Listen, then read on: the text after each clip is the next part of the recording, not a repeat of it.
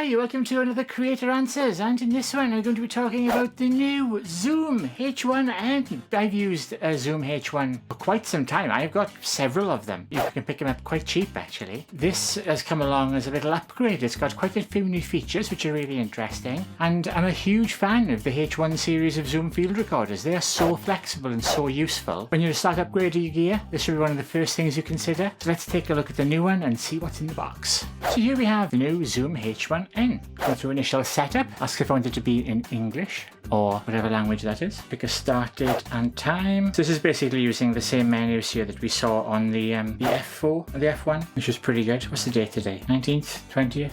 Done. No SD card. Oh yeah, I've got to put an SD card in. So let's pop this open. Now these take up to 32 gigabytes, which gives you like 15 hours of recording time, even at its highest quality. So, and of course the SD card has to go in upside down. This is not fast. There we go. So that's given me 50 minutes of recording time, 44 kilohertz, 16-bit MP3. So there's, no shortage of storage. So let's talk about some of the features of the H1n. As you can see, it's small, it's very, very light, it fits in your hand comfortably. It's terrific for recording ambient sound. It's in stereo, which is always useful for recording outdoor sound effects or for just background sound. You could use it on a tripod and record indoor sound. There's a stand there, and you could set it up like overhead, similar to how I have my microphone set up here. So you'd set it out of view or even down here if you wanted to on a stand, and use it to record your own dialogue. You can mount on top of a camera, on top of a hot shoe mount if you wanted to, which is always useful. Zoom say that the audio has been improved somewhat of the old model. This is the older H1 next to it. Now apparently the sound has been improved slightly over the previous model. That remains to be seen. Hello cats. The battery life is good for about 10 hours, I believe, which should be more than enough for a lot of recording, let's be honest. But also you can power it from the USB port as a battery bank, and that's just going to last forever. The screen is very, very bright, very easy to read. It's an excellent screen, extremely clear. We can see, actually, if I turn this up, the gain control here, you can actually see the sound levels of my voice, and it's a very responsive screen with peak meters, so I quite like this screen. It has a built-in hybrid limiter. Now if you don't know what a limiter is, let me show you. If I turn this up all the way and I start talking, can you see that little red light flickering like crazy and the meters are pegged out at the top? That means the sound has hit the limit. It's at the limit of the recording. It's basically clipping. It sounds awful. Now now I can turn this down by using mad skills. Now we're no longer hitting the clipping point, and we're in a sensible place. But sometimes you can get this wrong. Sometimes even the best of us can get this, our own manual setting, wrong, especially for loud noise. Watch this now, okay? 1, 2. Do you see it? So even though I suddenly just spoke a little louder, it immediately started to clip. What the limiter does, by turning that on, it adds a soft limiter. So now if I speak much more loudly, 1, 1, 2, notice it doesn't clip, and in fact it keeps the sound level at still -6 dB. Now looking at the specs, there is an increased noise level if you're doing this, but if you looked at my previous video where I talked about orphonic, that should fix all that. So I'm tempted to say you could run with the limiter on with this, as long as you're prepared to sacrifice a little bit of extra noise, and whether that can be heard or not, I don't know, and I'm going to re-record a video of living with this in about a month's time, just to see how we get on with it. In fact, I'm packing it tomorrow for VidCon, so I'm going to see how it does. I quite like the limiter. I like that idea. One of the things that I have on my larger kit here, the F4 or the F8, is I can have a spare audio track at a much lower gain. So if I do get an audio clip, then I've got a safety track with lower gain. You don't have that on this, so it's a good idea to have that limiter configured, just as a safety track, as a precaution. Now you've got recording quality. You can go way up.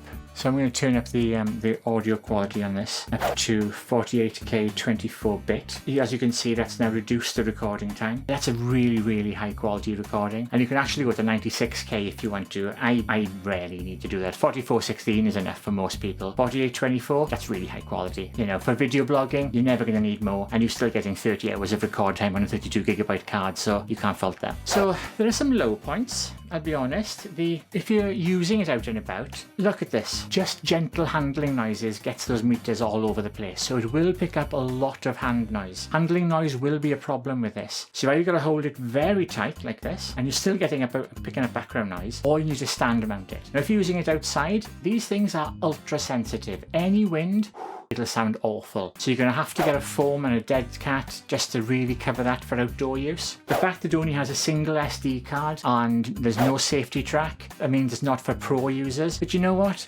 It could be a lot worse. It's only $120 or something. It isn't an expensive device. So I wouldn't really expect those sorts of pro features on a device like this. And the build quality, well, you know what? I mean, I prefer the sort of, there's like a soft, like rubberized texture on the old H1. This is a more of a glossy, harder plastic. It doesn't feel quite as utility as the H1, but it does look nice. And like the H1, they both have the same thread mount in the back in plastic. Would have been nice if those were in metal. Unlike the H1 used a single AA battery. I always found very convenient and easier for my rechargeables. Whereas the H1n now uses 2 AAA batteries, which, you know, fair enough. I'd have preferred AA's, but hey, that's fine. I really like the new rotary control. That is a huge improvement over the old H1's up and down buttons, which are such a fiddle to get to, I'll be honest with you. Rotary control, huge win. The new interface is much nicer than the H1. I really like the controls. You can put the two side by side. I mean, the H1 looks pretty good too, but the H1n has got a vastly improved interface for my money. The switch lock on the H1 locked all the functions, so nothing actually did anything anymore.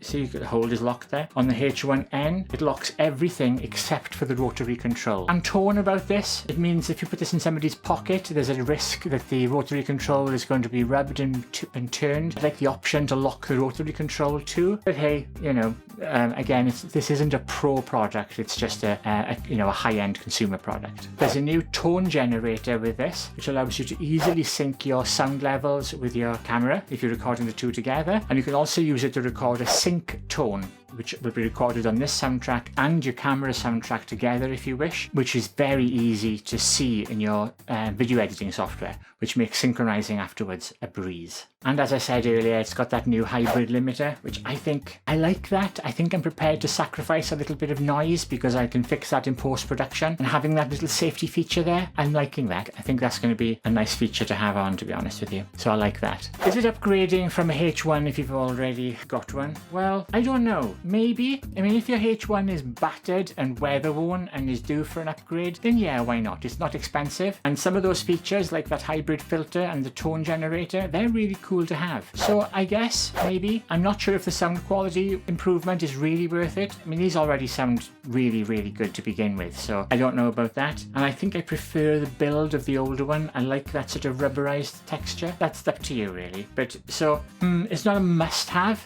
but you know what? I will be using this probably more than my old H1. They're going to get retired and used as backup devices. So there it is, the new Zoom H1n. Honestly, fantastic little field recorder, packed with features, not quite pro level, but for an enthusiast, this has got an awful lot of bang for its buck. I'm certainly going to be using this all the time. So there it is, an easy recommendation right there. And there you go. Thank you so much for watching. I hope you found this useful. As always, please like, comment, share, subscribe, dislike. It's all good. Coming up on the left will be my most recent video, and below that somewhere will be the one that YouTube thinks you should be watching next. Thank you so much for watching. I will see you in the very next show. Don't forget to hit that alarm bell. Thank you so much. Bye.